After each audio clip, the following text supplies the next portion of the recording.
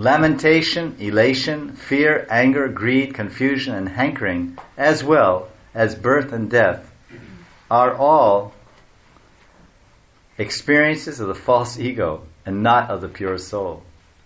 Now here's another definition. False ego is the pure soul's illusory identification with the subtle material mind and the gross material body. As a result of this illusory identification, the conditioned soul feels lamentation for things he lost, jubilation over things he's gained, and fear over things inauspicious, anger at the frustration of his desires, and greed for sense gratification.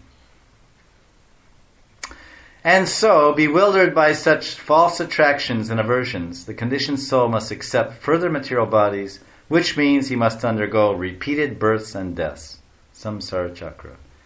One who is self-realized knows that all such mundane emotions have nothing to do with the pure spirit soul, whose natural propensity is to engage in a loving service of the Lord. These are some good ones. This is chapter 28, verses 15 through 16. The living entity who falsely identifies with his body, senses, life, air, and mind, and who dwells within these coverings, assumes the form of his own materially conditioned qualities and work. He is designated variously in relation to the total material energy. So it's a false ego which causes the living entity to suffer material existence. It's described in detail. So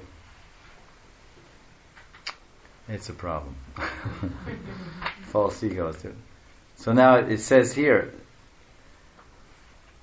we can revive our eternal liberated personality free from the contamination of false ego by dedicating ourselves to the loving service of the Lord in Krishna consciousness. When the pure spirit soul accepts the false ego, he must undergo material suffering. One automatically conquers false ego by accepting oneself to be the eternal servant of God. Although false ego has no factual basis, it is perceived in many forms, such as the functions of the mind, speech, life, air, and bodily faculties.